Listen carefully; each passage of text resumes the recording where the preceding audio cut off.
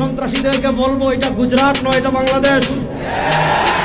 আমি হিন্দুদেরকে বলবো এটা দিল্লি নয়, এটা বাংলাদেশ। আমি বলবো এটা ইন্ডিয়া নয়, এটা শাহজালালের পুণ্যভূমি বাংলাদেশ।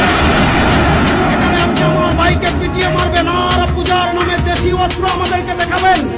যদি আমাদের সাথে আপনারা খেলতে চান, মাঠে আসেন, আমরা খেলার জন্য প্রস্তুত। আমরা পরিষ্কার ভাষায় বলতে চাই, মন্দির নিরাপদ থাকুক, এটা আমরাও চাই। মন্দিরে যারা আগুন লাগিয়েছে তাদের বিচারের সম্মুখীন করা হোক, এটা আমরাও চাই।